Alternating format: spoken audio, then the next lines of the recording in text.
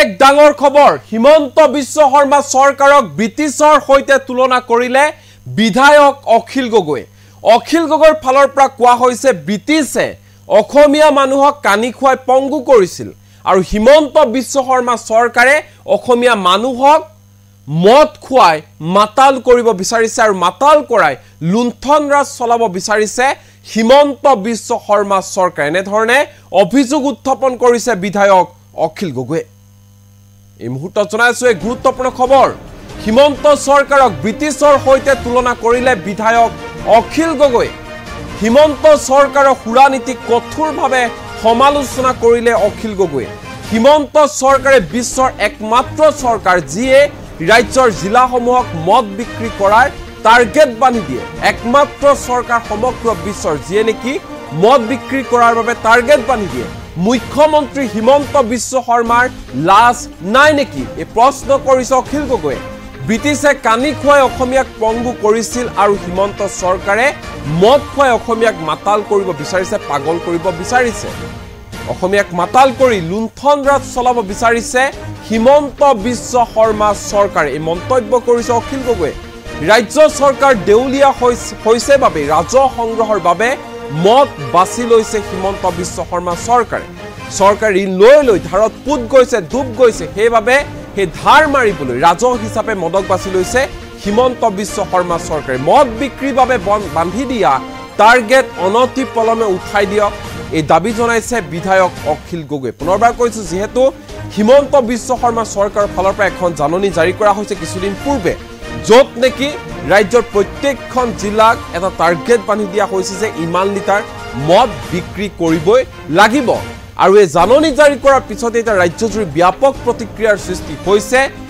বিধায়ক অখিল গগৈ এই সমগ্ৰ বিষয় সন্দৰ্ভত মুখ খুলিছে অখিল গগৈৰ ফালৰ পৰা কোৱা হৈছে যে হিমন্ত বিশ্ব শৰ্মা চৰকাৰ যিহেতু ধাৰ লৈ ঋণত ডুব গৈ আছে পুত গৈ আছে তেতুগুৰিলৈকে ধাৰ সেই ধাৰ মাৰিবৰ বাবে ৰাজহৰ থল হিচাপে বাছি লৈছে মদক আৰু মদৰ জৰিয়তে ধাৰ মাৰিব বিচাৰিছে হিমন্ত বিশ্ব শৰ্মা চৰকাৰে হিমন্ত বিশ্ব শৰ্মা চৰকাৰে বিশ্বৰ ভিতৰত একমাত্ৰ এখন চৰকাৰ যিয়ে নেকি মদ বিক্ৰীৰ বাবে টাৰ্গেট বান্ধি দিয়ে হিমন্ত বিশ্ব শৰ্মাৰ লাজ নাই নেকি এনেবোৰ সিদ্ধান্ত গ্ৰহণ কৰিবলৈ এনেধৰণে মন্তব্য প্ৰকাশ কৰি তীব্ৰ সমালোচনা কৰিছে হিমন্ত বিশ্ব শৰ্মা চৰকাৰক বিধায়ক অখিল গগৈ এই মুহূৰ্তত অখিল গগৈৰ মন্তব্য আমাৰ লগত আছে কি কৈছে শুনোৱা মানে পৃথিৱীৰ ভিতৰত চাগে অকল গোটেই পৃথিৱীখনৰ ভিতৰত গোটেই বিশ্বখনৰ ভিতৰত চাগে অসমখনেই একমাত্ৰ ঠাই আৰু চাগে হিমন্ত বিশ্ব শৰ্মাৰ বিজেপি চৰকাৰখনেই একমাত্ৰ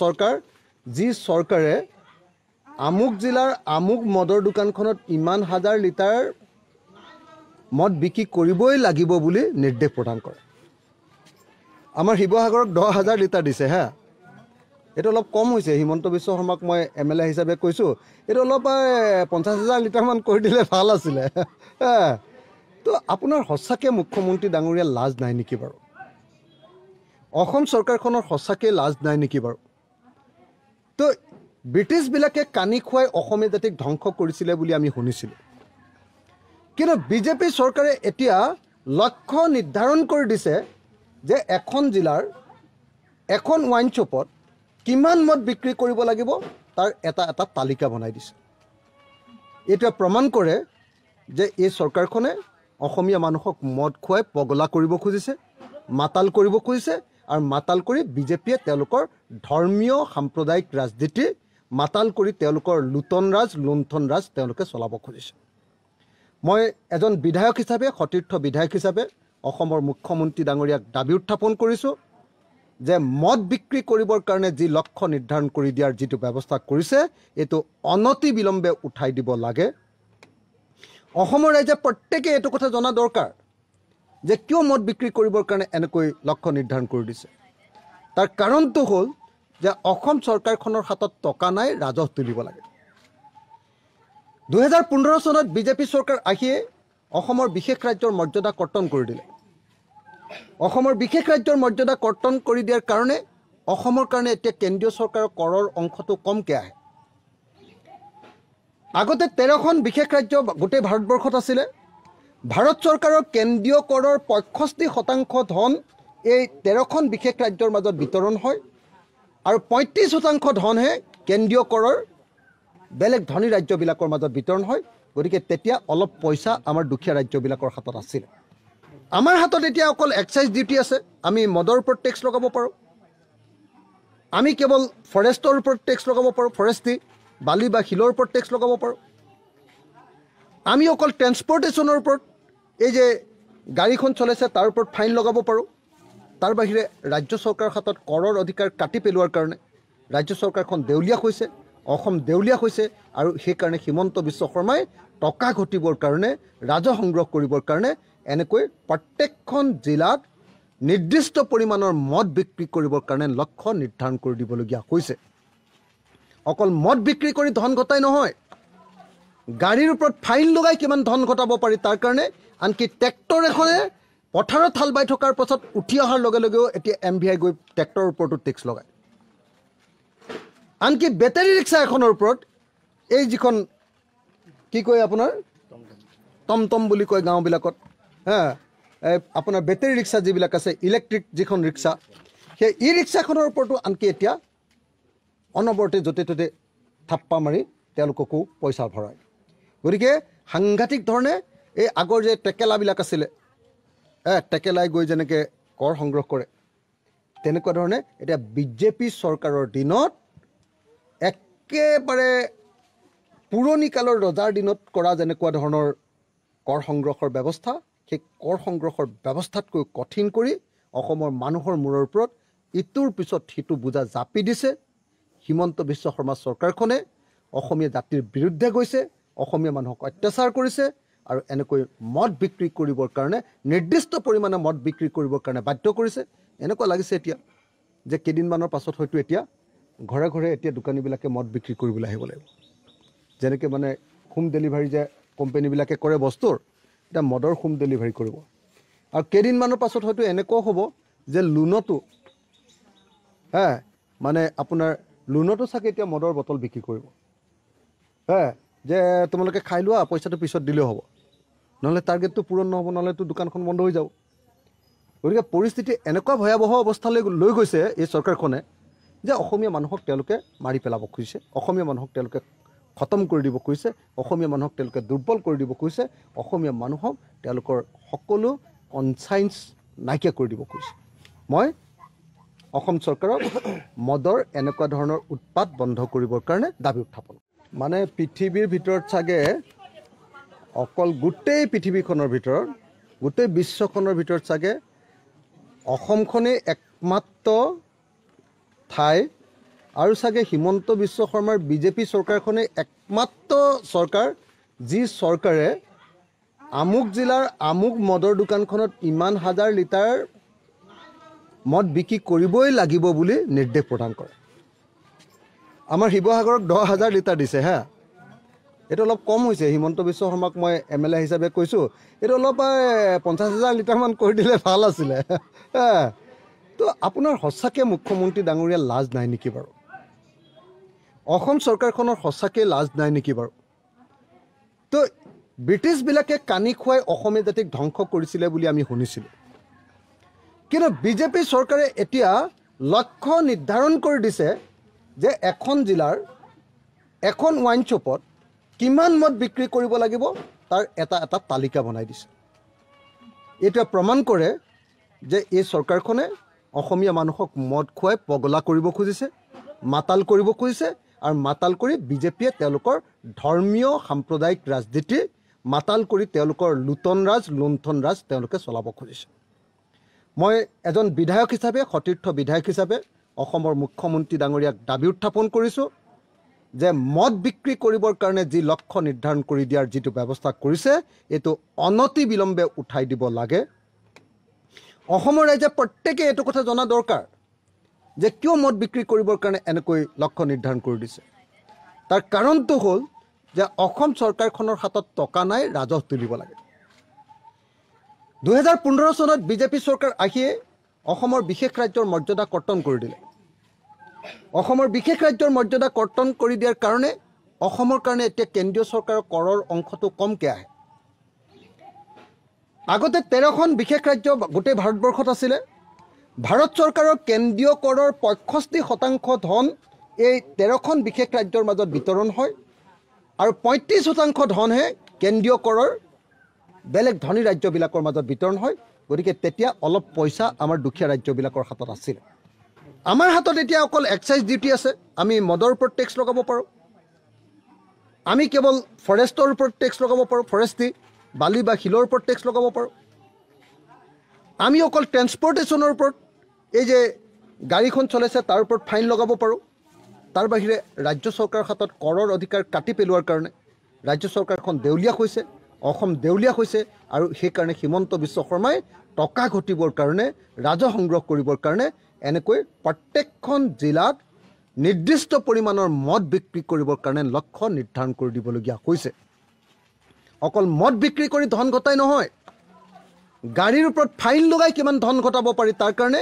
আনকি ট্ৰেক্টৰ এখনে পথাৰত হাল বাই থকাৰ পাছত উঠি অহাৰ লগে লগেও এতিয়া MVI গৈ ট্ৰেক্টৰৰ ওপৰতো টেক্স লগায়। আনকি বেটাৰী ৰিক্সা এখনৰ ওপৰত এই যিখন কি কয় আপোনাৰ টমটম বুলি কয় গাঁওবিলাকত, আপোনাৰ বেটাৰী ৰিক্সা যিবিলাক আছে, ইলেক্ট্ৰিক যিখন ৰিক্সা, সেই ই ৰিক্সাখনৰ ওপৰতো আনকি এতিয়া অনবৰতে য'তে ত'তে থাপ্পা মাৰি তেওঁলোককো পইচা ভৰায়। গতিকে সাংঘাতিক ধৰণে এই আগৰ যে টেকেলাবিলাক আছিলে, টেকেলাই গৈ যেনেকৈ কৰ সংগ্ৰহ কৰে, তেনেকুৱা ধৰণে এতিয়া বিজেপি চৰকাৰৰ দিনত একেবাৰে পুৰণি কালৰ ৰজাৰ দিনত কৰা যেনেকুৱা ধৰণৰ কৰ সংগ্ৰহৰ ব্যৱস্থা, সেই কৰ সংগ্ৰহৰ ব্যৱস্থাতকৈ কঠিন কৰি অসমৰ মানুহৰ মূৰৰ ওপৰত ইটোৰ পিছত সিটো বোজা জাপি দিছে। হিমন্ত বিশ্ব শৰ্মা চৰকাৰখনে অসমীয়া জাতিৰ বিৰুদ্ধে গৈছে, অসমীয়া মানুহক অত্যাচাৰ কৰিছে আৰু এনেকৈ মদ বিক্ৰী কৰিবৰ কাৰণে, নিৰ্দিষ্ট পৰিমাণে মদ বিক্ৰী কৰিবৰ কাৰণে বাধ্য কৰিছে। এনেকুৱা লাগিছে এতিয়া যে কেইদিনমানৰ পাছত হয়তো এতিয়া ঘৰে ঘৰে এতিয়া দোকানীবিলাকে মদ বিক্ৰী কৰিবলৈ আহিব লাগিব। যেনেকৈ মানে হোম ডেলিভাৰী যে কোম্পানীবিলাকে কৰে বস্তুৰ, এতিয়া মদৰ হোম ডেলিভাৰী কৰিব। আৰু কেইদিনমানৰ পাছত হয়তো এনেকুৱাও হ'ব যে লোনতো মানে আপোনাৰ লোনতো চাগে এতিয়া মদৰ বটল বিক্ৰী কৰিব, যে তোমালোকে খাই লোৱা, পইচাটো পিছত দিলেও হ'ব, নহ'লে টাৰ্গেটটো পূৰণ নহ'ব, নহ'লেতো দোকানখন বন্ধ হৈ যাব। গতিকে পৰিস্থিতি এনেকুৱা ভয়াৱহ অৱস্থালৈ লৈ গৈছে এই চৰকাৰখনে যে অসমীয়া মানুহক তেওঁলোকে মাৰি পেলাব খুজিছে, অসমীয়া মানুহক তেওঁলোকে খতম কৰি দিব খুজিছে, অসমীয়া মানুহক তেওঁলোকে দুৰ্বল কৰি দিব খুজিছে, অসমীয়া মানুহক তেওঁলোকৰ সকলো কনচাইন্স নাইকিয়া কৰি দিব খুজিছে। মই অসম চৰকাৰক মদৰ এনেকুৱা ধৰণৰ উৎপাত বন্ধ কৰিবৰ কাৰণে দাবী উত্থাপন। মানে পৃথিৱীৰ ভিতৰত চাগে অকল গোটেই পৃথিৱীখনৰ ভিতৰত, গোটেই বিশ্বখনৰ ভিতৰত চাগে অসমখনেই একমাত্ৰ ঠাই আৰু চাগে হিমন্ত বিশ্ব শৰ্মাৰ বিজেপি চৰকাৰখনেই একমাত্ৰ চৰকাৰ যি চৰকাৰে আমুক জিলাৰ আমুক মদৰ দোকানখনত ইমান হাজাৰ লিটাৰ মদ বিক্ৰী কৰিবই লাগিব বুলি নিৰ্দেশ প্ৰদান কৰে। আমাৰ শিৱসাগৰক 10,000 লিটাৰ দিছে। এইটো অলপ কম হৈছে। হিমন্ত বিশ্ব শৰ্মাক মই MLA হিচাপে কৈছোঁ, এইটো অলপ 50,000 লিটাৰমান কৰি দিলে ভাল আছিলে। তো আপোনাৰ সঁচাকৈ মুখ্যমন্ত্ৰী ডাঙৰীয়া লাজ নাই নেকি বাৰু? অসম চৰকাৰখনৰ সঁচাকৈ লাজ নাই নেকি বাৰু? তো ব্ৰিটিছবিলাকে কানি খুৱাই অসমীয়া জাতিক ধ্বংস কৰিছিলে বুলি আমি শুনিছিলোঁ, কিন্তু বিজেপি চৰকাৰে এতিয়া লক্ষ্য নিৰ্ধাৰণ কৰি দিছে যে এখন জিলাৰ এখন ৱাইন শ্বপত কিমান মদ বিক্ৰী কৰিব লাগিব তাৰ এটা এটা তালিকা বনাই দিছে। এইটোৱে প্ৰমাণ কৰে যে এই চৰকাৰখনে অসমীয়া মানুহক মদ খুৱাই পগলা কৰিব খুজিছে, মাতাল কৰিব খুজিছে, আৰু মাতাল কৰি বিজেপিয়ে তেওঁলোকৰ ধৰ্মীয় সাম্প্ৰদায়িক ৰাজনীতি মাতাল কৰি তেওঁলোকৰ লুণ্ঠন ৰাজ তেওঁলোকে চলাব খুজিছে। মই এজন বিধায়ক হিচাপে, সতীৰ্থ বিধায়ক হিচাপে অসমৰ মুখ্যমন্ত্ৰী ডাঙৰীয়াক দাবী উত্থাপন কৰিছোঁ যে মদ বিক্ৰী কৰিবৰ কাৰণে যি লক্ষ্য নিৰ্ধাৰণ কৰি দিয়াৰ যিটো ব্যৱস্থা কৰিছে, এইটো অনতি বিলম্বে উঠাই দিব লাগে। অসমৰ ৰাইজে প্ৰত্যেকে এইটো কথা জনা দৰকাৰ যে কিয় মদ বিক্ৰী কৰিবৰ কাৰণে এনেকৈ লক্ষ্য নিৰ্ধাৰণ কৰি দিছে। তাৰ কাৰণটো হ'ল যে অসম চৰকাৰখনৰ হাতত টকা নাই, ৰাজহ তুলিব লাগে। 2015 চনত বিজেপি চৰকাৰ আহিয়ে অসমৰ বিশেষ ৰাজ্যৰ মৰ্যাদা কৰ্তন কৰি দিলে। অসমৰ বিশেষ ৰাজ্যৰ মৰ্যাদা কৰ্তন কৰি দিয়াৰ কাৰণে অসমৰ কাৰণে এতিয়া কেন্দ্ৰীয় চৰকাৰৰ কৰৰ অংশটো কমকৈ আহে। আগতে 13খন বিশেষ ৰাজ্য গোটেই ভাৰতবৰ্ষত আছিলে। ভাৰত চৰকাৰৰ কেন্দ্ৰীয় কৰৰ 65% ধন এই 13খন বিশেষ ৰাজ্যৰ মাজত বিতৰণ হয় আৰু 35% ধনহে কেন্দ্ৰীয় কৰৰ বেলেগ ধনী ৰাজ্যবিলাকৰ মাজত বিতৰণ হয়। গতিকে তেতিয়া অলপ পইচা আমাৰ দুখীয়া ৰাজ্যবিলাকৰ হাতত আছিল। আমাৰ হাতত এতিয়া অকল এক্সাইজ ডিউটি আছে। আমি মদৰ ওপৰত টেক্স লগাব পাৰোঁ, আমি কেৱল ফৰেষ্টৰ ওপৰত টেক্স লগাব পাৰোঁ, ফৰেষ্ট্ৰি বালি বা শিলৰ ওপৰত টেক্স লগাব পাৰোঁ। আমি অকল ট্ৰেন্সপৰ্টেশ্যনৰ ওপৰত এই যে গাড়ীখন চলাইছে তাৰ ওপৰত ফাইন লগাব পাৰোঁ। তাৰ বাহিৰে ৰাজ্য চৰকাৰৰ হাতত কৰৰ অধিকাৰ কাটি পেলোৱাৰ কাৰণে ৰাজ্য চৰকাৰখন দেউলীয়া হৈছে, অসম দেউলীয়া হৈছে আৰু সেইকাৰণে হিমন্ত বিশ্ব শৰ্মাই টকা ঘটিবৰ কাৰণে, ৰাজহ সংগ্ৰহ কৰিবৰ কাৰণে এনেকৈ প্ৰত্যেকখন জিলাত নিৰ্দিষ্ট পৰিমাণৰ মদ বিক্ৰী কৰিবৰ কাৰণে লক্ষ্য নিৰ্ধাৰণ কৰি দিবলগীয়া হৈছে। অকল মদ বিক্ৰী কৰি ধন ঘটাই নহয়, গাড়ীৰ ওপৰত ফাইন লগাই কিমান ধন ঘটাব পাৰি তাৰ কাৰণে। আনকি ট্ৰেক্টৰ এখনে পথাৰত হাল বাই থকাৰ পাছত উঠি অহাৰ লগে লগেও এতিয়া MVI গৈ ট্ৰেক্টৰৰ ওপৰতো টেক্স লগায়। আনকি বেটাৰী ৰিক্সা এখনৰ ওপৰত এই যিখন কি কয় আপোনাৰ টমটম বুলি কয় গাঁওবিলাকত, আপোনাৰ বেটাৰী ৰিক্সা যিবিলাক আছে, ইলেক্ট্ৰিক যিখন ৰিক্সা, সেই ই ৰিক্সাখনৰ ওপৰতো আনকি এতিয়া অনবৰতে য'তে ত'তে থাপ্পা মাৰি তেওঁলোককো পইচা ভৰায়। গতিকে সাংঘাতিক ধৰণে এই আগৰ যে টেকেলাবিলাক আছিলে, টেকেলাই গৈ যেনেকৈ কৰ সংগ্ৰহ কৰে, তেনেকুৱা ধৰণে এতিয়া বিজেপি চৰকাৰৰ দিনত একেবাৰে পুৰণি কালৰ ৰজাৰ দিনত কৰা যেনেকুৱা ধৰণৰ কৰ সংগ্ৰহৰ ব্যৱস্থা, সেই কৰ সংগ্ৰহৰ ব্যৱস্থাতকৈ কঠিন কৰি অসমৰ মানুহৰ মূৰৰ ওপৰত ইটোৰ পিছত সিটো বোজা জাপি দিছে। হিমন্ত বিশ্ব শৰ্মা চৰকাৰখনে অসমীয়া জাতিৰ বিৰুদ্ধে গৈছে, অসমীয়া মানুহক অত্যাচাৰ কৰিছে আৰু এনেকৈ মদ বিক্ৰী কৰিবৰ কাৰণে, নিৰ্দিষ্ট পৰিমাণে মদ বিক্ৰী কৰিবৰ কাৰণে বাধ্য কৰিছে। এনেকুৱা লাগিছে এতিয়া যে কেইদিনমানৰ পাছত হয়তো এতিয়া ঘৰে ঘৰে এতিয়া দোকানীবিলাকে মদ বিক্ৰী কৰিবলৈ আহিব লাগিব। যেনেকৈ মানে হোম ডেলিভাৰী যে কোম্পানীবিলাকে কৰে বস্তুৰ, এতিয়া মদৰ হোম ডেলিভাৰী কৰিব। আৰু কেইদিনমানৰ পাছত হয়তো এনেকুৱাও হ'ব যে লোনতো মানে আপোনাৰ লোনতো চাগে এতিয়া মদৰ বটল বিক্ৰী কৰিব। যে তোমালোকে খাই লোৱা, পইচাটো পিছত দিলেও হ'ব, নহ'লে টাৰ্গেটটো পূৰণ নহ'ব, নহ'লেতো দোকানখন বন্ধ হৈ যাব। গতিকে পৰিস্থিতি এনেকুৱা ভয়াৱহ অৱস্থালৈ লৈ গৈছে এই চৰকাৰখনে যে অসমীয়া মানুহক তেওঁলোকে মাৰি পেলাব খুজিছে, অসমীয়া মানুহক তেওঁলোকে খতম কৰি দিব খুজিছে, অসমীয়া মানুহক তেওঁলোকে দুৰ্বল কৰি দিব খুজিছে, অসমীয়া মানুহক তেওঁলোকৰ সকলো কনচাইন্স নাইকিয়া কৰি দিব খুজিছে। মই অসম চৰকাৰক মদৰ এনেকুৱা ধৰণৰ উৎপাত বন্ধ কৰিবৰ কাৰণে দাবী উত্থাপন। মানে পৃথিৱীৰ ভিতৰত চাগে অকল গোটেই পৃথিৱীখনৰ ভিতৰত, গোটেই বিশ্বখনৰ ভিতৰত চাগে অসমখনেই একমাত্ৰ ঠাই আৰু চাগে হিমন্ত বিশ্ব শৰ্মাৰ বিজেপি চৰকাৰখনেই একমাত্ৰ চৰকাৰ যি চৰকাৰে আমুক জিলাৰ আমুক মদৰ দোকানখনত ইমান হাজাৰ লিটাৰ মদ বিক্ৰী কৰিবই লাগিব বুলি নিৰ্দেশ প্ৰদান কৰে। আমাৰ শিৱসাগৰক 10,000 লিটাৰ দিছে। এইটো অলপ কম হৈছে। হিমন্ত বিশ্ব শৰ্মাক মই MLA হিচাপে কৈছোঁ, এইটো অলপ 50,000 লিটাৰমান কৰি দিলে ভাল আছিলে। তো আপোনাৰ